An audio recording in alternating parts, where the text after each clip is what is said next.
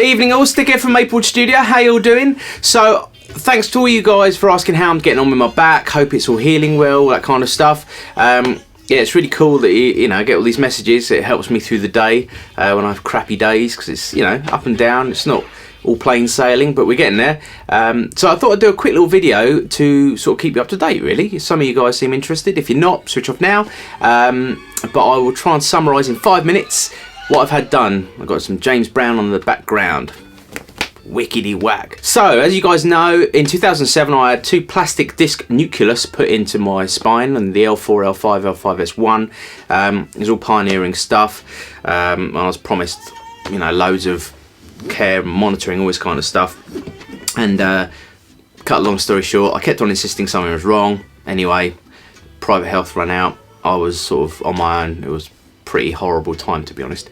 But eventually I got seen on the NHS, and they did some scans the first time, and they wanted to lock my spine together temporarily and see if it would recover. But I was not keen on this, because I mean, it was another 2 procedures mucking about on my back. Then if it failed, I'd have to have another 2 procedures or whatever to take it all out and fuse it all. So I was like, I don't really want to go down that road. But anyway, in August, September this year, the top disc, the L4, L5 one, just basically the vertebrae collapsed. It sunk right into the vertebrae, and when I get some scans, I'll show you guys. There's a great big hole in the bone. It's horrendous. And when I saw it on the scans, I was like, that explains a lot. You know, it's not just me crying wolf. That was so freaking painful. I can't believe it. It's I experienced some nasty stuff before they did the procedure. That was testing whether my discs would contain the implant. I had a thing called a discogram done, which was pretty horrible when they inject dye into your disc.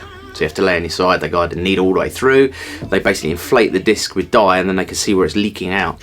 But that also triggers all your symptoms, all your pain. So I was screaming the house down with that. That's horrible. And that was a day case, and I had to walk home afterwards. I'll never forget that. Oh, it was horrendous. Anyway, so they put the implants in. I insisted they were going wrong, bloody blah.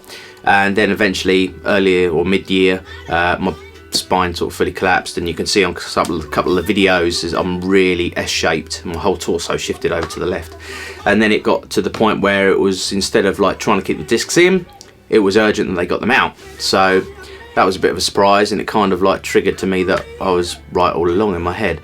So when was it? October. I was down to have 2 procedures done. They were going to try and do them both in one hit, but in October they went in through the front. Originally they were put in through the front. They went back in through the front to try and take the discs out, the artificial ones, but they could only get access to the bottom one because of scar tissue and stuff from the previous operation. So they went in through the front, took the bottom artificial disc out, put a plate and bone graft and all that kind of stuff in there. So I've had a bone graft taken from my hip, pelvis, whatever, cage and stuff, and then I've got a little plate that goes round with the curvature of the spine at the front. That was pretty scary stuff. Having been operating on once through the front, I knew it was coming, which made it a lot worse really, and that was not comfy at all. Yeah, but anyway, got through it.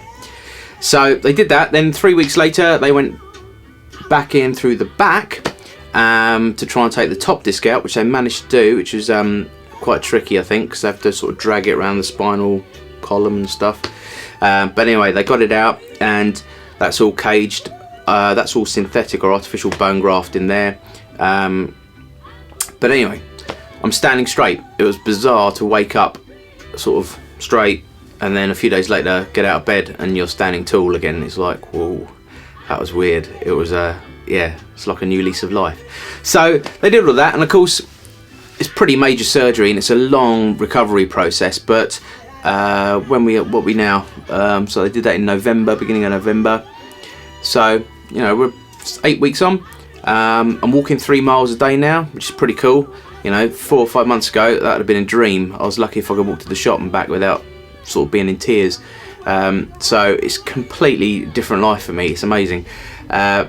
Walking up to 3 miles a day. I'm going to start swimming probably next year, early next year. And yeah, it's all going really well so far. Off of all my medication, which is the most common question I get asked, because I mean I was, like I say, drinking Oromorph by the bottle. It was just horrendous. I was taking 60 milligrams of MST, which is slow release morphine, to sort of 3 times a day, so I had a constant fix of morphine. I was taking anti-inflammatories, stomach lining pills, diazepam to stop muscle spasms. You know, I was just like completely spaced out all the time. It was horrible. And bless Lee Anderton and Andertons for when they're doing their video shoots, when I haven't been able to drive and stuff, the guys have come here. You know, I fell asleep while doing video shoots, all kind of stuff. It's been a pretty crappy sort of year, really. Well, crappy 4 years for me. But there's light at the end of the tunnel now, which is amazing. So I'm yet to decide completely if I'm going to go back to drumming, pub gigs and all this kind of stuff, because I have to weigh up the pros and cons of moving all my drum kit about. I'll definitely be carrying on drumming in the studio and recording and all that kind of stuff.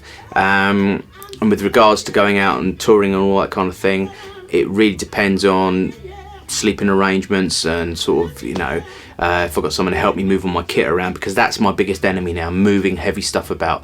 I've got one disc, the one above, so L3, L4, between that disc, if you think it's doing sort of 3 times the work now, it's carrying that weight, which, well, I've got to lose weight and I'm cracking on with that. It's doing a lot more work than it should, because the others are just locked up now. So I've got to think carefully and sort of think long term, and not just, it's not all about the moment, it's about the future, which is quite hard to get your head around. It's you know, because you want to do stuff, but you have to kind of weigh up the consequences, and they might not be today, they might be a few years down the line, which is the way your back kind of goes. You know, you can niggle it, then all of a sudden it will just go, I've had enough, and it will catch you out when you're least expecting. So yeah, got a lot of thinking to do and all that kind of stuff, but health wise it's amazing for me. I can't believe how much different I feel. So yes, there you go, a quick update for you. So thanks for all your messages. It really means a lot to see you guys sort of, you know, caring, asking questions, worrying, getting in touch, all that kind of thing. It's yeah, it's been a horrible year, and but there you go. Hopefully, touch wood, next one will be better. Ta-da! Catch you later. Bye.